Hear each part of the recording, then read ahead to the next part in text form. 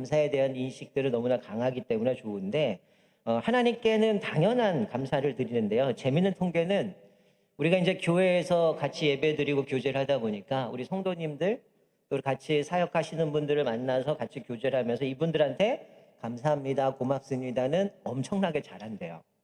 근데 상대적으로 배우자나 부모에 대해서는 감사합니다라고 하는 얘기들이 상당히 적더라는 겁니다. 그러니까 나가서는 잘하는데 가까이 있는 사람들에게는 감사합니다, 또 고맙습니다 이런 얘기를 못하고요. 가장 심각한 거는 배우자나 가족, 자녀들보다는 또 부모님께는 더 감사하다라는 얘기를 못한다라고 얘기를 합니다. 자, 우리 혹시 여러분들이 좀 부부끼리 앉아 있는지는 모르겠어요. 모르겠지만 또 옆에 분에게 이렇게 인사하겠습니다. 나랑 살아줘서 감사해. 자, 또 인사하겠습니다. 내가 해준 밥 맛있게 먹어서 감사해. 네, 우리 자녀들은 어떻게 감사해야 될까요? 엄마, 아빠, 날 낳아주셔서 감사합니다. 먹여서 감사합니다. 이런 감사들이 참 많아야겠죠. 그러니까 상대적으로 가까이 있는 사람들한테는 감사를 잘 못한다는 거예요. 근데 이 통계를 보니까 이런 통계도 있더라고요. 좀 안타까운 거는 우리가 계속 코로나를 만나잖아요. 그러니까 이 고난 가운데 성도들이 고난을 만났을 때 감사하다라고 고백을 하는 퍼센트는 46%밖에 없대요. 그러니까 대략 4명 중에 1명은 이 어려움이 있을 때 하나님 앞에 감사기도나 찬양을 하지 못한다는 겁니다. 그러니까 우리는 뭔가 감사하고 좋은 일만 있어야 감사하고 찬양을 하는데 고난 가운데는 46%밖에 우리가 감사하지 못한다라는 모습을 보면 참 씁쓸한 모습을 보죠. 우리가 뭔가 주어져야 되고 뭔가 우리가 기쁜 일이 있어야지만 감사할 수 있지만 성경은 우리에게 늘 감사라고 이야기를 하잖아요. 그래서 오늘 낮에도 말씀을 드렸지만 우리가 뭐 숨 쉬는 것, 우리가 먹고 살아가는 것, 가정이 있는 것, 또 우리 함께 섬기는 교회가 있고 직장이 있고 삶의 모든 것이 사실은 하나님 앞에 은혜고요. 또 우리가 이 와중에 이렇게 칸타타를 할 수 있고 찬양할 수 있다는 게 얼마나 감사합니까? 제가 올해 뭐 작년 쭉 돌아보면서 그런 생각을 했어요. 과연 우리가 얼마나 감사할까? 이 코로나 기간 동안 참 어렵잖아요. 근데 저는 저희 교회를 보면서 참 감사했던 게 어쨌든 사실 지금 있는 부교육자분들은 오자마자 코로나가 터졌거든요. 그래서 아마 여러분들 기억에 2년 동안 대신방도 못했습니다. 가정도 신방 못하고 아파도 병원을 못 가는 상황. 그리고 심지어는 아이들이 아직 교회 안 나오면 얼굴도 몰라요. 그러니까 오자마자 뭔가 해보지도 못하고 그냥 스톱되고 어느 날은 수요 예배인데 앞에 앉아있는 사람 하나도 없고 저 혼자 그냥 앉아 있어야 되는 상황들 뭐 이런 상황 왔는데 한편으로 감사한 거는 우리 교회 성도님들이 너무나 잘 순종해 주시는 분이라는 거죠. 그러니까 교회에서 어느 날은 나오지 말아라고 하면 안 나오시고 또 어느 날은 10%만 나오라면 10% 나오시고 20명만 나오니까 장로님만 오세요. 그럼 장모님만 나오시고 또 어떤 날은 우리가 이제 상황이 이러니까 줌으로 갑니다. 그러고 했더니 또 줌으로 따라오시고.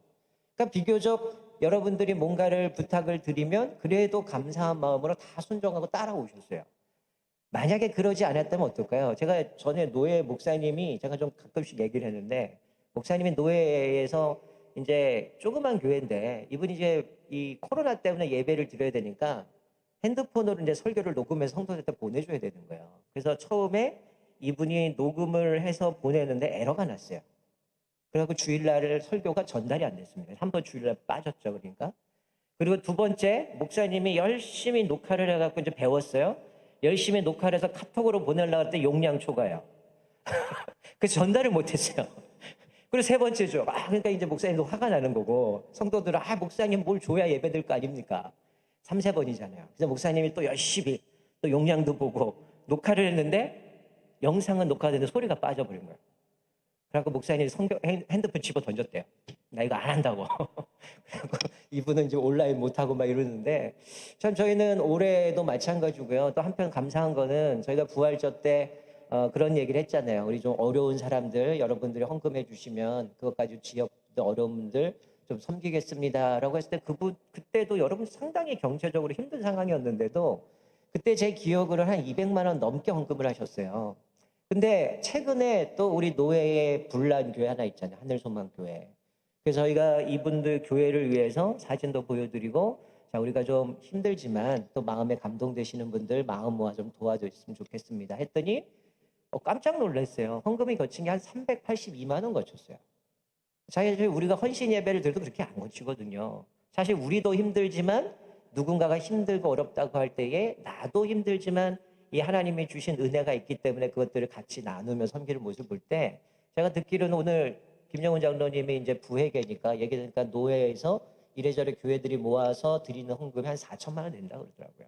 그러니까 참 힘들어도 같이 나눠주고 베풀어주고 섬기면서 또 그 가운데 우리가 섬기는 것을 통해서 또 교회가 회복되는 모습을 보면 사실은 그 교회는 오늘 이 시간에 지금 아마 추수감사절 하면서 새로 옆에 교회로 옮겨가서 예배 드리면서 좀 같이 나누자고 했는데 저희는 예배가 겹쳐서 갈 수는 없었는데 또 그 교회는 또 그 상황에서도 감사하면서 또 이렇게 오늘 칸타타처럼 찬양하고 있는 모습을 보게 됩니다.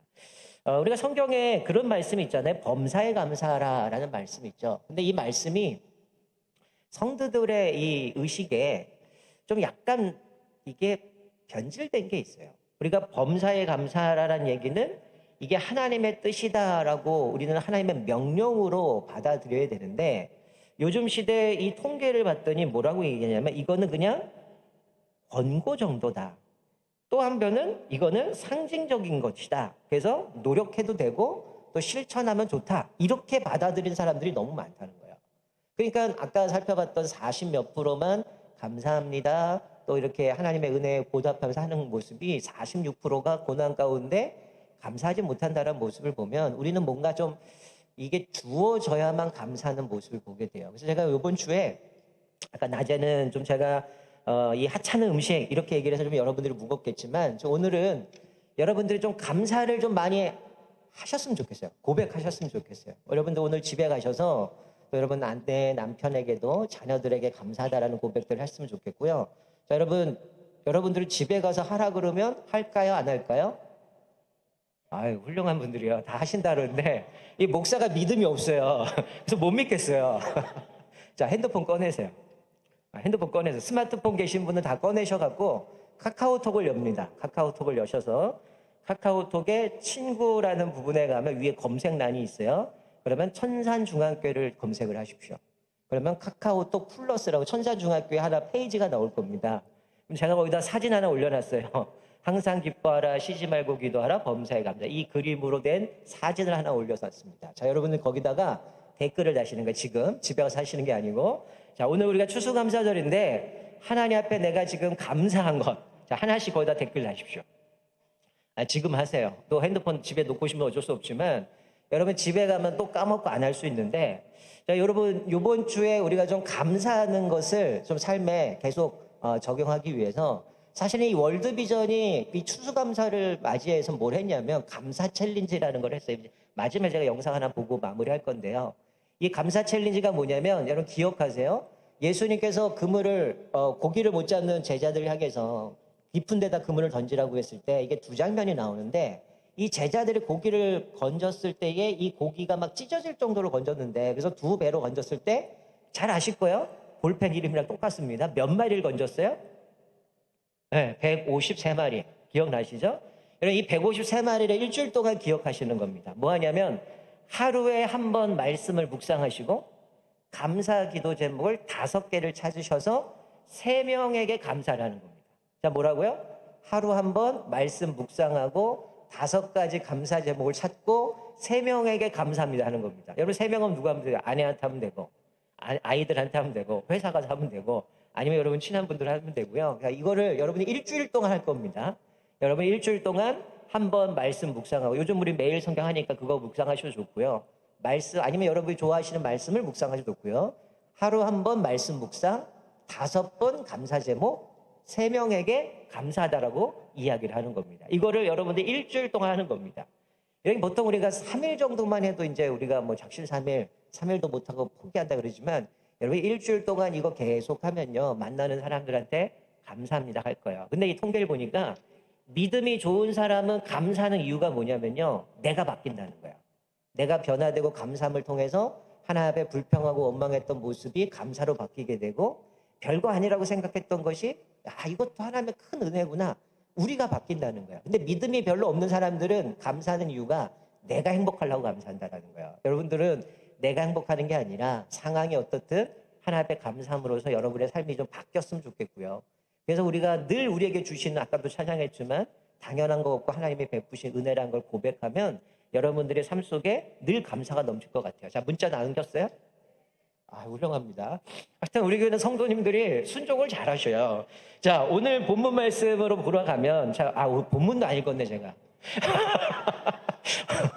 본문도 안 읽고 왔는데 여러분도 아주 자연스럽게 따라오고 계신데 읽은 줄 알았죠? 근데 사실은 제가 읽을 본문을 오늘 여기서 다 찬양을 해버렸어요. 자, 우리 한 절만 읽겠습니다. 시편 50편 23절. 저도 찬양, 성경 읽은 줄 알았어요. 네, 시편 50편 23절. 자, 시편 50편 23절 같이 한 목소리 읽겠습니다. 시작. 감사로 제사를 드리는 자가 나를 영화롭게 하나니 그의 행위를 옳게 하는 자에게 내가 하나님의 구원을 보이리라. 아멘. 자, 제가 이거를 이제 주보를 만들면서 제가 이 주보에다가 이 제목을 넣고 본문을 줬는데 찬양대에 이 찬양을 봤더니 똑같은 거예요. 마치 짜붙인 것처럼.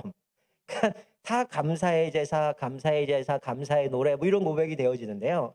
자, 여기 보면 감사로 제사를 드리는 자가라고 되어 있습니다. 이게 히브리어 원문을 보면 뭐라고 되어 있냐면 하나님 앞에 감사함으로 희생 제사를 드린다는 거예요. 그러니까 무슨 얘기냐면 사실은 구약 시대의 제사는 뭐예요? 동물을 잡아다가 끌고 와가지고 하나님 앞에 바치는 거잖아요. 제가 오늘 다 읽진 않았는데 이 본문의 말씀 뭐냐? 하나님이 진정으로 원하시는 게 뭐냐? 그냥 동물 잡아다가 형식적으로 외형적으로 제물 가져다 바치는 그 제사가 아니라 여기서 말씀하는 게 뭡니까? 하나님이 진짜 받으시는 제사는 감사로 제사를 드리는 거예요. 그러니까 동물이 아니라 뭘 가져가야 되는 거예요? 하나님 앞에 감사하는 그 마음을 드리는 것, 감사함을 제물로 드리는 겁니다. 그러니까 동물, 양이나 염소나 소를 잡아서 제사를 드리는 게 아니라 정말 하나님이 기뻐하시는 제사는 뭐냐? 우리의 감사를 하나님께 제물로 드린다는 거예요. 그러니까 우리는 외형적으로는 늘 예배를 드리잖아요. 여러분들 오늘 주일날 또 예배 드리고 또 오늘 여기도 보면 과일도 많이 갖고 오셔서 하나님 앞에 또 드리면서 또 감사하고 있는데 우리가 또 외형적인 게 아니라 진짜 중요한 건 뭐냐면 우리가 하나님 앞에 감사함을 드려야 된다는 거예요. 우리가 하나님 앞에 감사하고 이게 은혜입니다. 하나님 여기까지 인도하신 하나님, 우리 수건에 나와 있는 에베네사라 여기까지 인도하신 하나님, 늘 그 하나님 앞에 감사함으로 주님 앞에 나아가고 그 감사함으로 주님 앞에 드리는 거예요. 근데 이게 70인역이라는 성경이 있습니다. 그 성경에는 이 감사로 제사를 드리는 자를 어떻게 번역했냐면 찬양의 제사로라고 번역되어 있습니다. 여러분 찬양이 누가 하나요? 하나님 앞에 감사하는 사람만이 할 수 있는 거죠. 하나님이 나에게 베푸신 은혜, 하나님이 어떤 분이신가 그 위대하심을 볼 때 우리 하나님을 찬양할 수 있고 감사할 수 있다는 거예요. 그래서 여기 시편에 나오는 거는 감사로 제사를 드리는 사람, 찬양으로 제사를 드리는 사람을 하나님이 기뻐 받으신다는 거예요. 그런데 그 뒤에 뭐라고 말씀해요? 감사로 제사를 드린 자가 나를 영화롭게 한다. 우리가 하나님 앞에 감사함을 통해서 하나님을 영화롭게 한다는 거죠. 당연하지 않겠어요? 하나님이 우리에게 베푸신 은혜, 마치 이스라엘 백성들을 기적적으로 홍해에서 이끄셨고 또 여러 가지 전쟁 속에서도 그들이 수고하지도 않았는데 하나님이 친히 싸우셨고 그러니까 이 하나님이 어떤 분인가를 그분을 높이고 찬양하고 그분을 자랑하는 거죠. 그러면 당연히 우리가 높이는 그 하나님은 영광을 받으실 수밖에 없는 거예요. 그래서 여기 시편에서는 그렇게 얘기를 하는 거죠. 우리가 드리는 제사, 형식적인 동물 잡아오고 희생 제물을 드리는 것이 아니라 우리의 감사함을 제물로 드리고 찬양을 주님 앞에 제물로 드리는 사람이 하나님을 영광 돌릴 수 있다는 거죠. 그리고 그 뒤에는 그의 행위를 옳게 하는 사람, 즉 주님 앞에 감사하고 찬양하고 늘 그 삶 가운데 하나님의 은혜를 고백하고 살아가는 사람은 어떻다라는 거예요? 하나님의 구원을 그 사람에게 보여주시겠다라고 말씀합니다. 자, 마무리하겠습니다. 여러분 하나님 앞에 감사하는 사람들은 우리가 흔히 이야기하는 기독교 세계관으로 무장된 사람이에요. 무슨 얘기냐면 내 인생에 하나님께서 우리 지금도 살아계셔서 우리 삶에 역사하시고요. 우리 삶의 모든 부분에 간섭하시고 하나님의 섭리 가운데 다스리시기 때문에 하나님은 선하신 뜻으로 우리 삶을 인도해 가신다는 거예요. 그러니까 우리가 눈에 보이는 것 사실은 어렵고 힘들고 낙심되고 좌절되는 부분이지만 낙심할 것이 아니라 선하신 분이니까 이 과정에서도 어떻게 하나님께서 마치 욥이 고백하는 것처럼 우리를 연단하신 후에 정금같이 나오게 하시는 그 하나님의 은혜를 생각하면 이 고난 속에서도 우리가 낙심하지 않고 주님을 신뢰하며 감사할 수 있는 거죠. 왜 그럴까요? 마치 다윗이 고백한 것처럼 사망의 음침한 골짜기를 다닐지라도 내가 해를 두려워하지 않을 것은 주께서 나와 함께 하시기 때문이라는 임마누엘 하나님이 함께 하시기 때문에 우리는 하나님을 찬양하고 믿음으로 나아갈 수 있다는 겁니다. 여러분 이번 한 주간 동안 제가 아까 말씀드린 153 한번 말씀 묵상하시고 감사 제목 5개 찾으시고 3명에게 감사의 고백을 하심을 통해서 이번 한 주간 동안 하나님이 나에게 베푸신 모든 것들을 좀 감사하고 또 자랑하고 또 찬양함으로 인하여서 내 삶이 좀 바뀌고 또 부정적이고 또 코로나 때 두렵고 상황은 힘들지만 그 속에서도 하나님이 주시는 은혜들을 발견하셔서 또 여러분이 하나님 앞에 감사함 가운데 믿음으로 나아가는 저와 여러분 되시기를 주님의 이름으로 축원드립니다. 아멘. 우리 짧은 3분짜리 영상인데요. 이게 이제 아까 얘기했던 월드비전에서 이 감사 챌린지를 위해서 만든 영상인데요. 여기는 전에 조광훈 목사님이 수요예배 때 좀 말씀드렸던 이지선인가요? 그 자매가 이제 고백하는 그 내용으로 만든 영상인데 우리 3분짜리 영상 보고 제가 기도하고 예배를 마치겠습니다.